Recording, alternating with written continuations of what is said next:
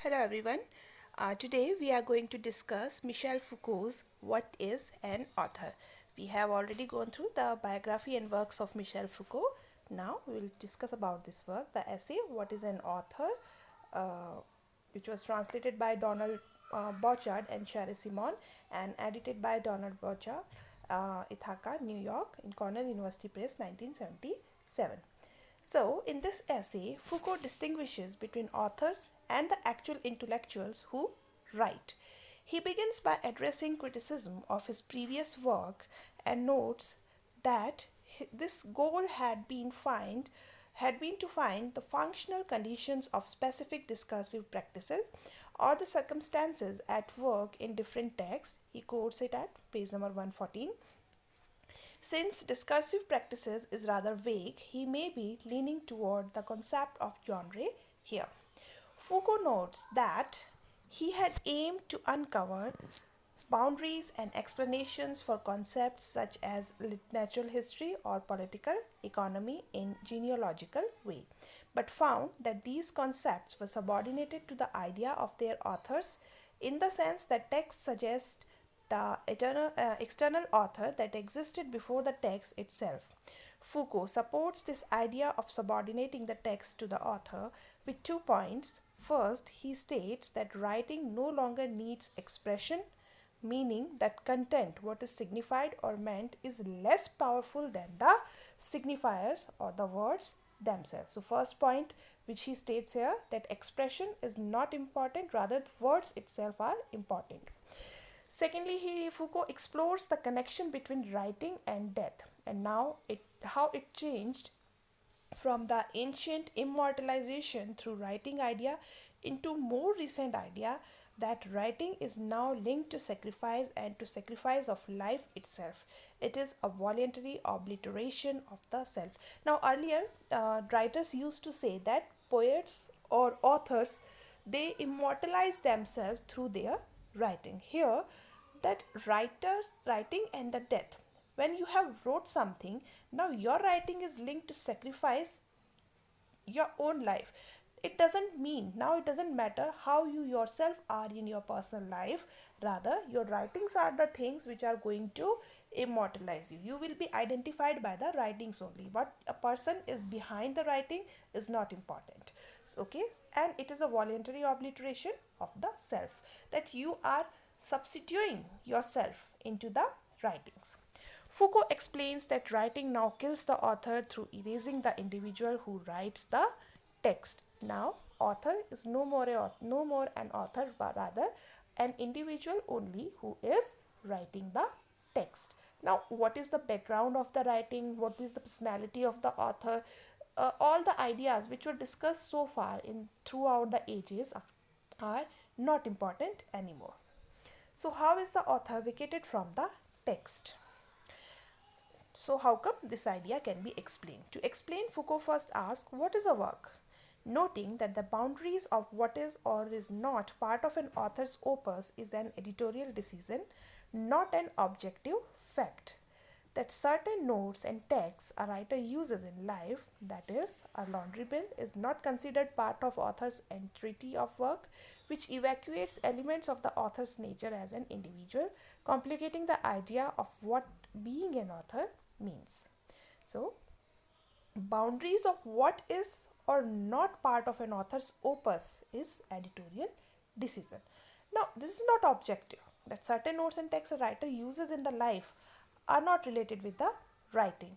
Rather, whatever the elements in the literary work has been done are actually identify the writing.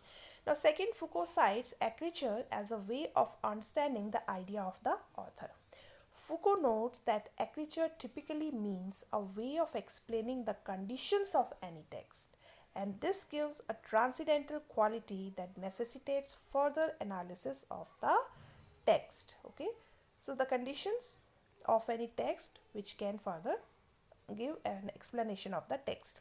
This idea of écriture sustains the privileges of the author through the safeguard of the prairie, disappearing the author from the text and holding him or just outside it.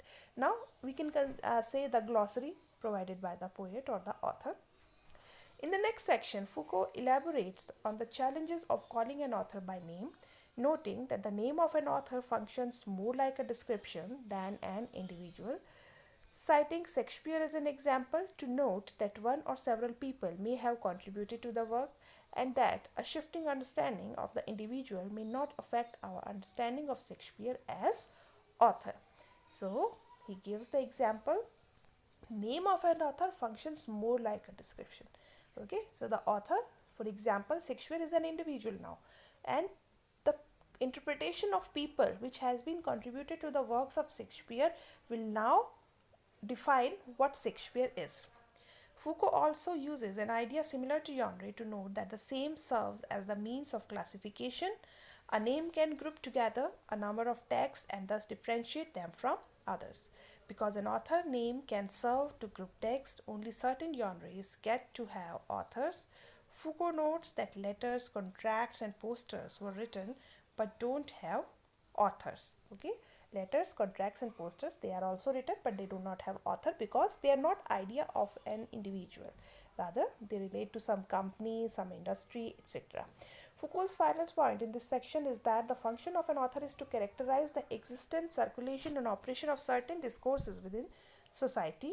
In other words, the designation of what has an author is a method of privileging some discourses over others.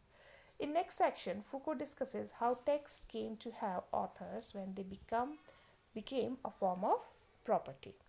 As a means to police discourses that could subvert social values, when the author became subject to punishment and to the extent that his discourse was considered transgressive. In order to counter the benefits of property, the author became more unconventional as sort of backlash. As further evidence that an author has become an important concept only within our culture situation, Foucault cites that the anonymous folk tales were not problematic for being anonymous, they were appreciated anyway. So the author does not matter.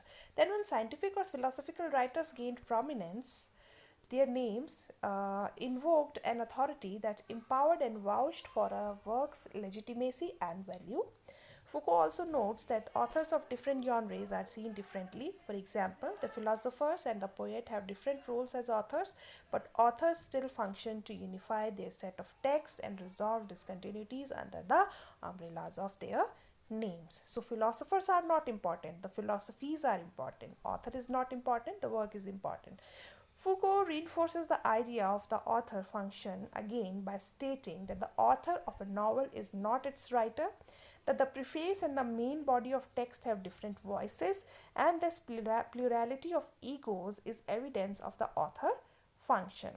This point is really important. The author function is about how power structures value and perpetuates certain forms of discourse without concern for individual writers. Okay, how individual writers have different forms of concern, but rather to empower numerous egos in a series of subjective positions. In the next section, Foucault expands the field of the concept author function by noting that the theory or a foundation of a discipline have authors with a trans-discursive position, citing ancient figures such as Homer, who acted as initiators of discursive practices. Creating rules for future texts, I would call this genre. So, creating rules are part of genres. Another way the author functions beyond the individual writer is in the way an author's text influences other authors. Foucault here cites Freud, Marx, and Radcliffe, who launched the genre of Gothic romance as authors whose works were generative in this way.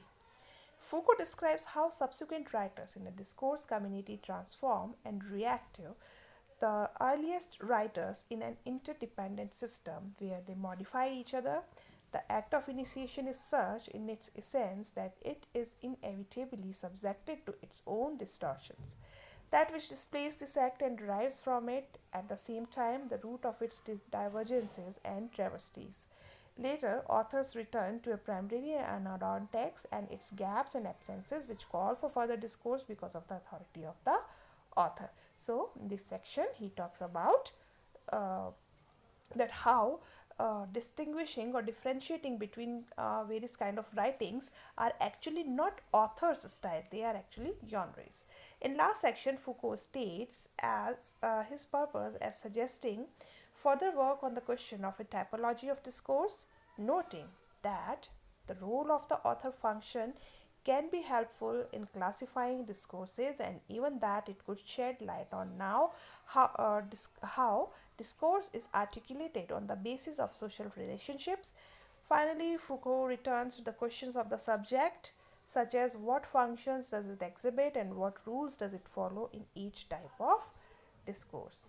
Okay, so the last section he talks about the typology of discourse. This discussion, the role of author function can be helpful in classifying discourses, various conversations, and even that it could shed light on how discourse is articulated on the basis of social relationship, how various kind of discussions in the poetries or in the various genres of literature, they can articulate the social relationship. And finally, Foucault returns to the questions of the subject, that what functions does it exhibit and what rules does it follow in each type of discourse. So what is an author? An author is an individual who presents some text before us, and now after writing that text he kills himself. That means the death of the author, who is actually dedicated or devoted himself to or distinguished or defined himself in the form of that text itself.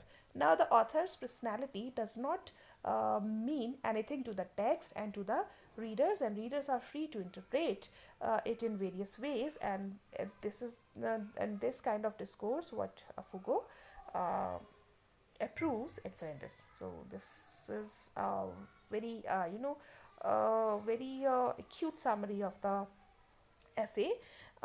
It's not not easy to understand it on the first go. So I hope this essay, this discussion of essay, which actually I acknowledge from this I acknowledge Katie and Cheta for this description, and I guess I hope you have understand it quite well. Thank you very much.